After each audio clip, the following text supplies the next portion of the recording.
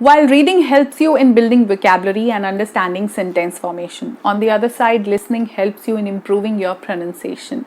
And writing at the same time is going to train your brain to remember all that you are working on. So, which of these three skills is the most important if you want to work on your communication skills?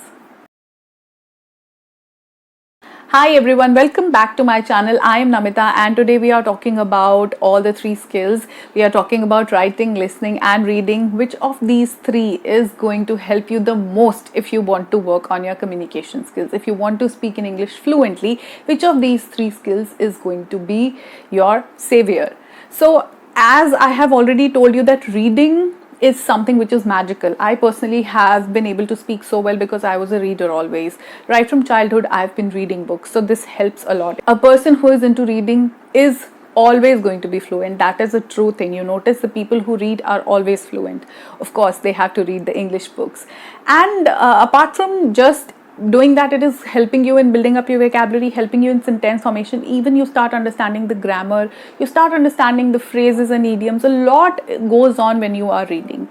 At the same time, listening is important because it improves your pronunciation, because while reading you might come across certain words which you would not be able to understand. Apart from knowing their meaning, it is that how to pronounce them. So pronunciation comes with listening. So when you listen to podcasts, when you listen to English movies, you get to know that this is how you pronounce a word. And now if I'm talking about writing, then this is very important, because when we are writing something, it is not that we are writing on a paper with a pen, we are writing it in our mind. It helps a lot. Understand that writing is very important. The people who are journaling, who are into journaling, actually are so sound mentally. So if you are not writing, if you have lost your habit of writing, then I would say pick it up again, because writing is very important. We don't pay attention to it, but writing is very important. If you are writing, like I made one video where I told you that how to improve your vocabulary. If you have no idea about that video, then I'm going to link it and you can go watch it. It is about vocabulary, where I have mentioned that you have to write words to remember them. So writing the vocabulary part, or writing your daily diary, what happened in your day, if you start writing it, it is automatically going to make you fluent, because you're in a habit of writing. So writing somewhere has this relation with our psychology, that we are going to work well in life. But which of these three skills is going to be the most helpful? Let me tell you that none of these is going to be the most helpful. Are you shocked? Are you still feeling that, oh no, what am I saying? So I have told you that none of these is going to be helpful. Then what is going to be helpful? If not reading, if not writing, if not listening, which skill is going to be the helpful one, which is going to make you fluent? The skill that is going to make you fluent is speaking, which we don't talk about. All the learners who are working on their English completely forget about the speaking part. They are so focused on grammar, they are so focused on listening, they are so focused on reading and writing at the same time, but they don't know what they are missing out on. They are missing out on speaking. Yes, speaking skill is going to help you speak well. Why don't you start practicing it now? You have read books, you have listened to so many podcasts and audiobooks or whatever you're listening to, and you have even developed this habit of writing. Then why not start practice speaking? This is where you are lacking. This is what you are not doing. This is what you need to do. You need to speak. You need to speak. Now, where to speak? There are so many areas where you can speak. You can talk to your friends. If you don't think that this is a very good idea because your friends make fun of you, or they themselves are not very good in English, then I understand. And also your family is not being able to understand what all you say. No one in your family speaks in English, then again it's a problem. Then who to speak with? Can't you give a call to the customer care and talk to them? It can be a return order for Amazon, it can be ordering food online, it can be raising a complaint on any shopping website, it can be anything, booking a gas cylinder for yourself, anything. You can choose the option English. From now on, you will stop choosing the option Hindi.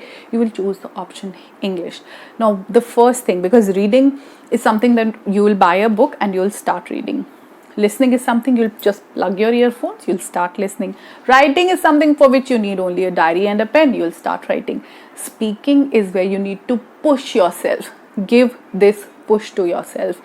one kick is very important for every new beginning, and now all you need to do is work on your speaking skills. So talk wherever you think it is possible. Till now, if you've been hesitant about talking to a certain group of people who are fluent, now become a part of their group. Let them make fun. If you feel that they make fun, though generally sound people, the people who are really something in their life, the people who've achieved certain things, would not make fun of other. They're very inclusive of other people. They might even help you. It is just your hesitation that they would make fun. No one really makes fun. The people who are really working on themselves can never make fun of anyone. So if you feel that someone is going to make fun of you, it is just a fear. But okay, still, if you can't even do that, if you can't even become a part of a group who are already fluent, you are not still very confident, then I always say that confidence comes along with the English speaking part. I can never train anyone on just English speaking and not work on their confidence. These things go together. So people who are really working on their English need to be confident at the same time. So this is what you have to do. You have to work on your confidence. I have a lot of videos on confidence building. I'm going to link those videos as well, which I have made about how to work on your confidence, how to improve your self-confidence. So you can go watch those videos and become confident. And at the same time, if again the thing is the same, that you've not been able to talk to anyone, what to do? Stand in front of the mirror and start talking to yourself. At least you won't make fun of yourself. Nahi na. You will not say anything wrong to yourself. No. Practice with yourself.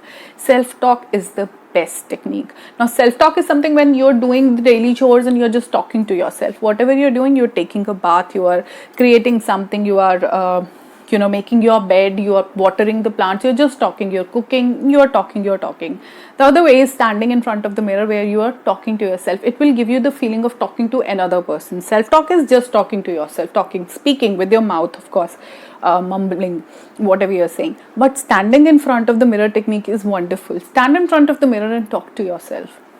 Tell yourself what all have you done the whole day.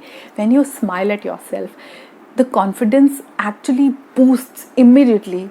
Feel that feeling. If you have not felt that feeling till now, then go stand in front of the mirror and just smile, and you'll feel amazing. You'll feel awesome. The fact is that you don't need anyone else in your life. All you need is yourself. So work on yourself. This is a magical feeling of having yourself by your own side, if you are getting what I'm trying to say.